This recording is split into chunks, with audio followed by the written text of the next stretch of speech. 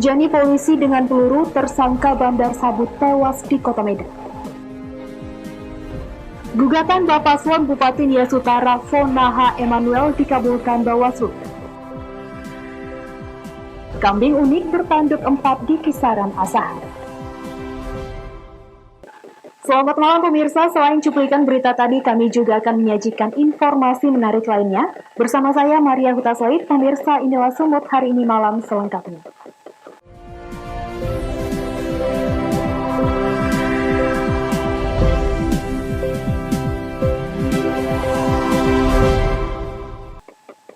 Kita ke informasi pertama pemirsa, 1 dari 2 anggota pengedar narkoba jaringan internasional tewas ditembak petugas karena menyerang petugas dengan senjata tajam saat akan diamankan. Dari kedua tersangka, petugas berhasil menyita barang bukti sabu seberat 8,3 kg yang diduga berasal dari Malaysia.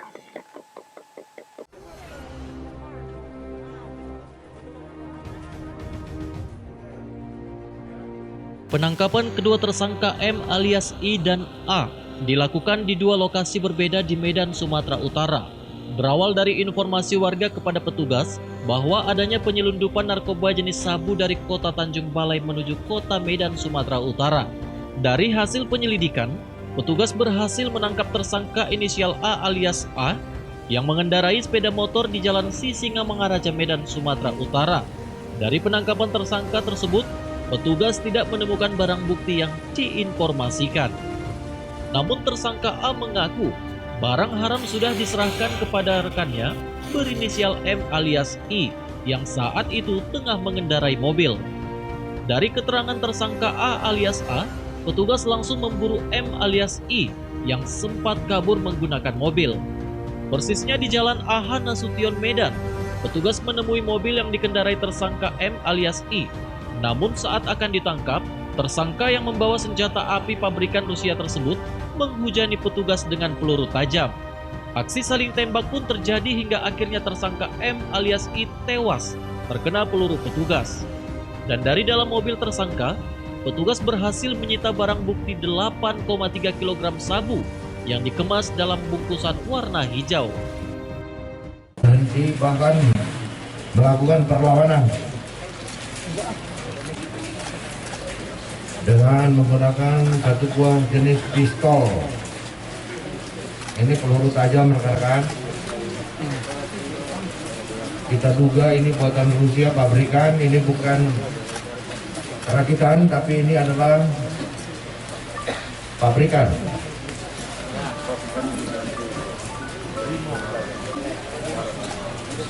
Laratnya ini pelurunya adalah menjadi peluru tajam, mungkin Anda bisa lihat. Dan ini digunakan untuk melakukan perlawanan terhadap tim yang melakukan pengejaran. Di dalam Wahyu Pratama melaporkan untuk Evarina TV. Sementara itu pemirsa, Polsek Medan Helvetia mengamankan 2 pria kurir narkoba asal Aceh saat akan menyelundupkan 1 kg narkoba jenis sabu ke kota Samarinda, Kalimantan. Saat diamankan, keduanya menyamar sebagai pegawai di salah satu perusahaan. Polsek Medan Helvetia berhasil menangkap 2 pelaku pengedar narkoba jenis sabu seberat 1 kg di Jalan Ngumban, Surbakti, Medan, Sumatera Utara. Kepada petugas, pelaku mengaku telah menjalani bisnis haram tersebut selama 4 kali dan dalam setiap pengantaran, keduanya mendapatkan imbalan sebesar 20 juta rupiah. Adapun operasi penangkapan terhadap kedua pelaku setelah polisi mendapat informasi dari masyarakat. Kedua pelaku diringkus di tengah jalan saat menumpangi mobil dari arah Binjai menuju Medan, dan setelah digeledah, polisi menemukan 1 kg narkoba jenis sabu yang dikemas dalam plastik yang sudah terbagi dalam 5 kemasan. Pihak kepolisian pun langsung mengamankan kedua pelaku. Ya, terima kasih rekan-rekan media. Ya, benar kami mengamankan ada 2 orang yang mana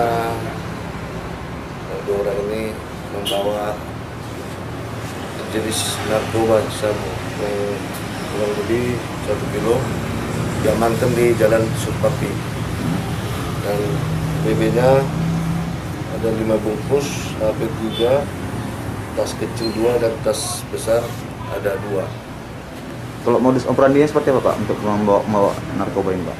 Ini modusnya ini mereka pura-pura seperti pegawai atau sales dan rencana mereka mau bawa ke arah bandara.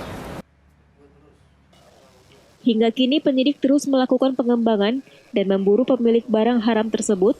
Kedua pelaku dijerat Undang-Undang Narkotika dengan ancaman kurungan 20 tahun penjara.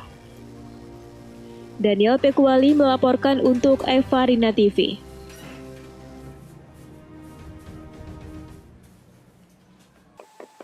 Pemirsa, seorang anak laki-laki berusia 9 tahun di Kota Binjai, Sumatera Utara, tewas dengan kondisi mengenaskan setelah tertabrak kereta api Sri Lalawangsa, rute Medan Binjai.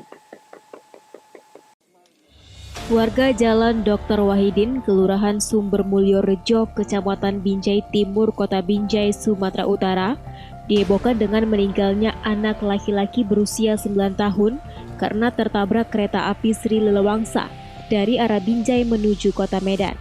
Sang anak ditemukan sekitar 200 meter dari palang pintu perlintasan kereta api di Jalan Dr. Wahidin sekitar pukul 8:30 malam. Korban yang sering dipanggil warga sekitar dengan nama Chris tersebut diduga seorang gelandangan karena sudah hampir sebulan lamanya korban sering berada tak jauh dari lokasi kejadian.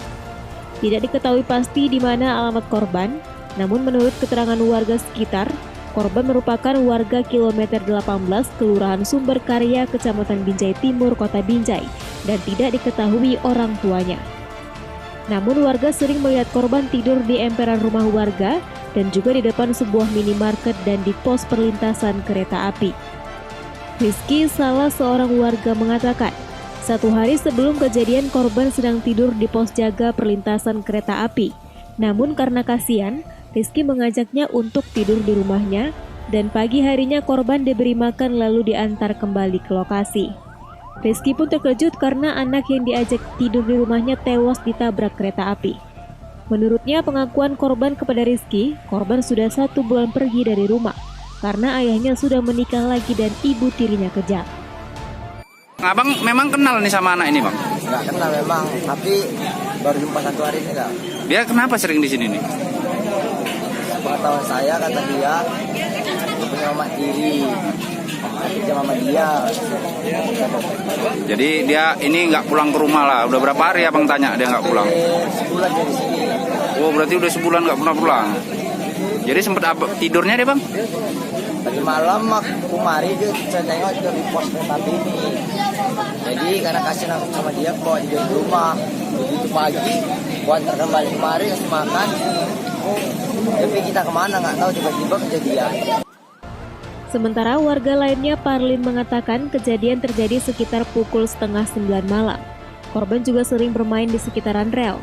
Dan ia juga mengatakan kondisi korban sangat mengenaskan setelah tertabrak kereta api dengan kondisi tangan putus dan kepala pecah.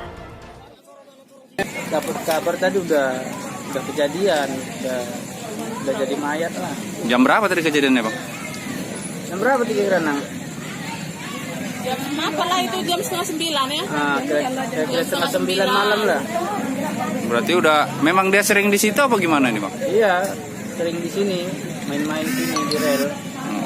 Orang sini dia memang, Bang? Enggak, orang 18. Ini umurnya berapa kira-kira, Bang? 9 tahun. 9 tahun lah, kelas 3 SD kata orang. Cewek apa cowok, Bang? Cowok. Cowok. Berarti memang udah sering kemari dia, Bang, ya? Sering. Udah berapa hari di sini, Bang? Kalau seminggu udah ada lah di sini. Di sini memang ada kawannya atau gimana, Bang? Enggak ada. Yang luka apa aja tadi dia, Bang? Itu, Bang. Abang, kalau Abang nengok tadi. Dengar tangannya putus, kepalanya pecah. Mayat korban kini sudah dibawa ke Rumah Sakit Umum Dr. Julham Kota Binjai untuk dilakukan otopsi. Wahyu Pratama melaporkan untuk Eva Rina TV.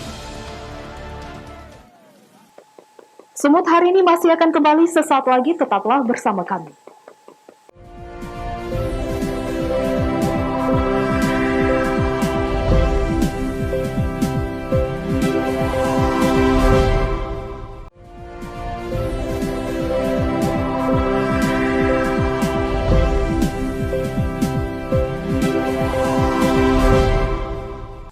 Terima kasih masih bersama kami.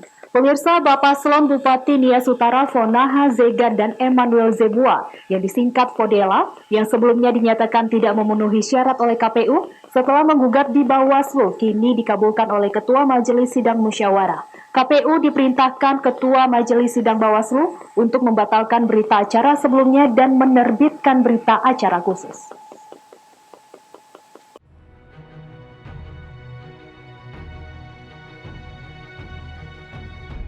Putusan Majelis Sidang Musyawarah Badan Pengawas Pemilu Kabupaten Nias Utara atas sengketa yang disampaikan oleh pasangan Fodela selaku pemohon akibat berita acara dari KPU Nias Utara selaku termohon menjadi angin segar, khususnya seluruh masyarakat pendukung yang memberikan KTP sebanyak 15.000 orang. Suatu apresiasi terhadap Bawaslu Nias Utara atas putusan yang telah menunjukkan sikap yang seadil-adilnya terhadap pasangan Bacakada Fodela.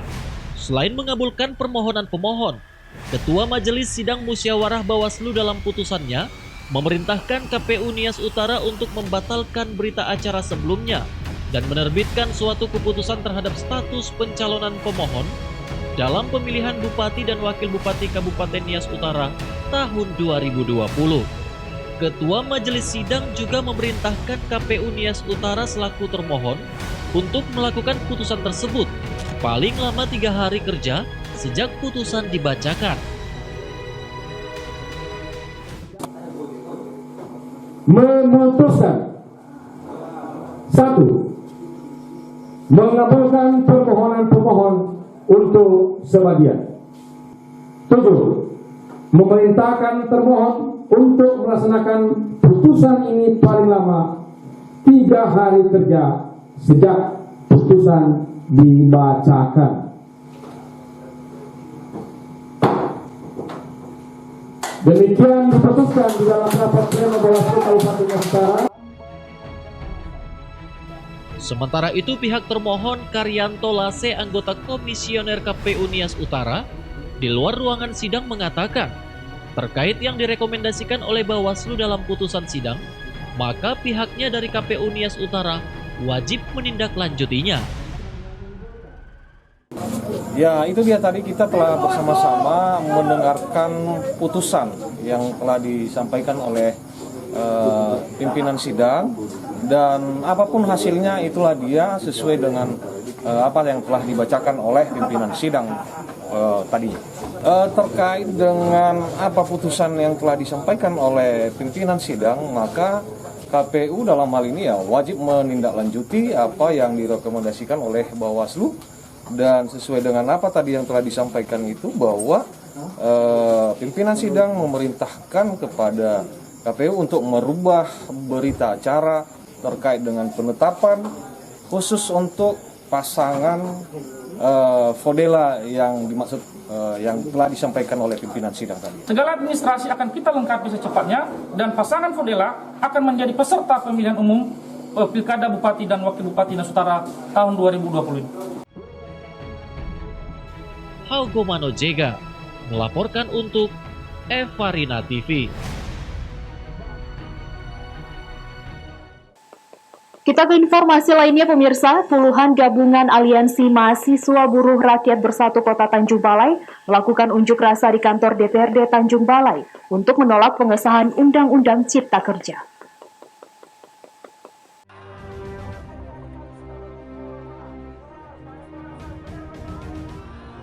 Puluhan Aliansi Mahasiswa Buruh Rakyat Bersatu Kota Tanjung Balai melakukan aksi damai di kantor DPRD Tanjung Balai terkait pengesahan Undang-Undang Cipta Kerja oleh DPR RI.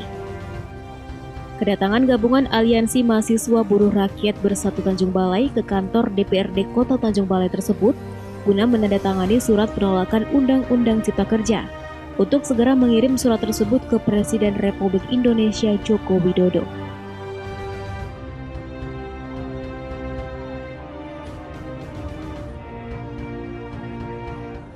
Disampaikan dengan hormat bahwa dengan telah disahkannya Undang-Undang Omnibus Law Cipta Kerja oleh DPR RI di Kota Tanjung Balai telah terjadi aksi unjuk rasa dan penolakan terhadap undang-undang tersebut dari mahasiswa dan kaum buruh sekota Tanjung Balai.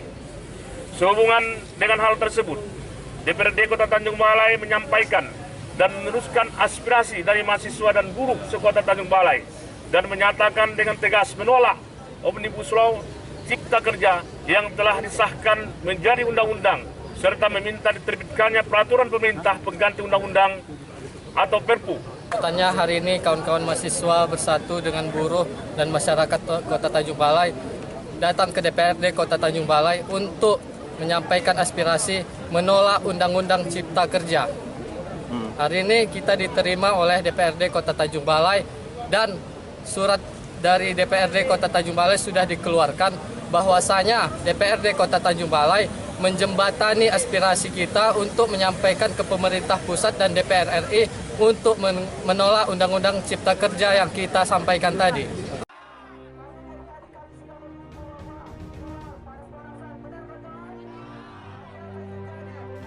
Usai menandatangani dan menyerahkan dokumen ke DPRD Tanjung Balai, puluhan aliansi mahasiswa buruh rakyat bersatu langsung membubarkan diri.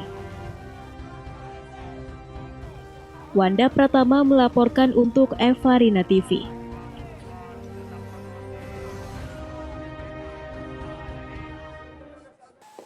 Selain itu, pemirsa, aksi penolakan Undang-Undang Omnibus Law terus terjadi di seluruh Indonesia, termasuk di Binjai, Sumatera Utara. Hari ini ratusan mahasiswa yang tergabung dalam Aliansi Pemuda Mahasiswa Kota Binjai menggelar aksi demo di kantor DPRD setempat.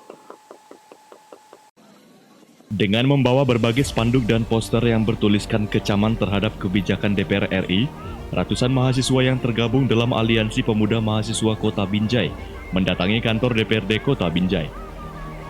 Ratusan mahasiswa ini melakukan orasi dan menuntut agar DPRD Kota Binjai menyatakan sikap penolakan atas disahkannya Undang-Undang Cipta Kerja.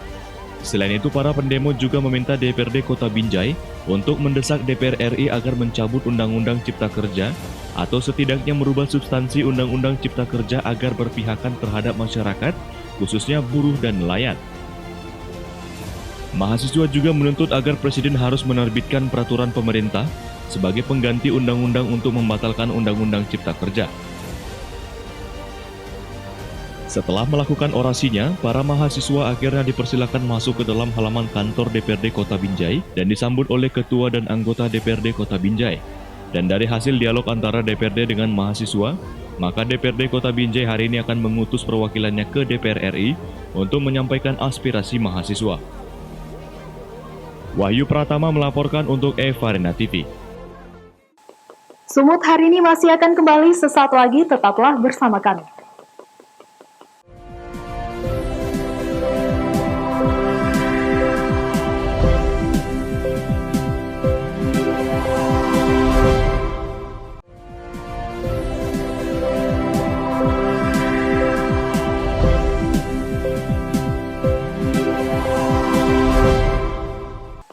Terima kasih masih bersama kami. Pemirsa, umumnya kambing memiliki 2 buah tanduk, namun berbeda dengan kambing milik seorang peternak di Kisaran, Sumatera Utara. Kambing milik peternak tersebut dinilai cukup unik karena memiliki 4 buah tanduk.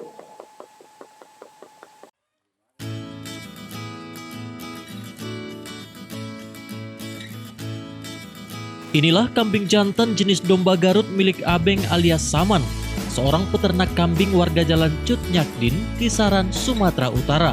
Kambing milik peternak berusia 42 tahun ini memiliki keunikan dan perbedaan tersendiri dengan kambing pada umumnya.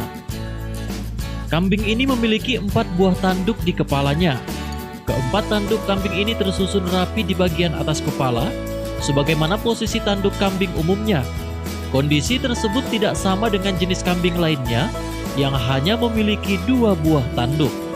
Kambing jantan tersebut dibeli pemiliknya sekira 1 tahun lalu dari seorang temannya sesama peternak kambing. Dirinya merasa tertarik membeli kambing tersebut karena keunikannya. Bahkan dari hasil kerja kerasnya, kambing unik yang awalnya hanya berjumlah 1 ekor itu, saat ini sudah berkembang menjadi 3 ekor.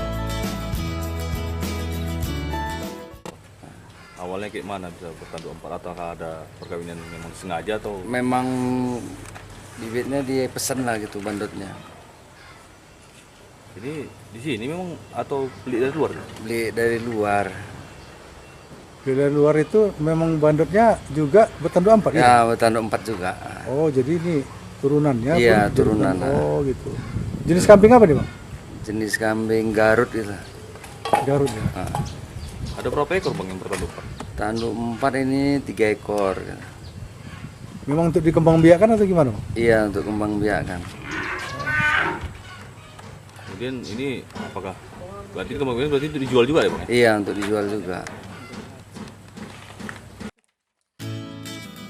Sementara, meski memiliki dan memelihara puluhan ekor kambing dari berbagai jenis seperti kambing Jawa, kambing domba, dan kambing koplo, pemiliknya sangat menyayangi kambing jantan jenis domba Garut tersebut. Bahkan pemiliknya berencana akan terus memelihara dan mengembangbiakkan kambing tersebut. Taufik melaporkan untuk Evarina TV. Pemirsa, pemerintah Kabupaten Pandeglang, Banten kembali memperluas area Taman Budidaya Talas Benang di atas lahan seluas 10 hektar di Desa Bayu Mundu, Kecamatan Kaduhejo. Hal itu dilakukan demi memenuhi permintaan pasar nasional maupun ekspor yang semakin meningkat. Terima kasih. Assalamualaikum warahmatullahi wabarakatuh. Budidaya talas beneng kini mulai menjadi salah satu yang dikembangkan cukup masif di Kabupaten Pandeglang, Banten. Mengingat permintaan pasar ekspor atas komoditas tersebut cukup tinggi. Selain juga bisa dimanfaatkan masyarakat sebagai alternatif penganan pengganti beras. Untuk itu Kabupaten Pandeglang pada 12 Oktober kembali memperluas budidaya tanaman tersebut di Desa Bayu Mundu, Kecamatan Kaduhejo dengan mempersiapkan lahan untuk digarap masyarakat seluas 10 hektar serta 50.000 bibit demi menutupi permintaan pasar nasional dan internasional. Talas beneng dinilai unggul dalam segala hal sehingga dengan permintaan yang cukup tinggi, maka diperlukan kerjasama yang baik dari berbagai pihak. Masyarakat pun diimbau untuk melakukan gerakan penanaman talas beneng sebagai upaya menjaga ketahanan pangan dari ancaman krisis pangan global. 200 ton ya? 200 ton daun kita butuh per bulannya. Itu dari mancanegara loh Pak, Bu. Kalau bapak-bapak, ibu-ibu sekalian bisa bergerak bersama dengan teman-teman di Provinsi Banten maupun dengan di Kabupaten Pandeglang, bisa berkolaborasi, bisa bekerjasama. Luas tanam talas beneng di Pandeglang sendiri saat ini mencapai sekitar 200 hektar yang tersebar di 11 kecamatan. Saat ini pemerintah setempat masih membutuhkan lahan yang lebih luas untuk menutupi permintaan ekspor. Dari Kabupaten Pandeglang, Banten, Rangga Eka Putra, Kantor Berita Antara, mewartakan. Pemirsa, demikianlah rangkaian informasi dalam Sumut hari ini malam. Saya Maria Hutaset mewakili kerabat kerja yang bertugas pamit undur diri. Terima kasih atas kebersamaan Anda dan sampai jumpa.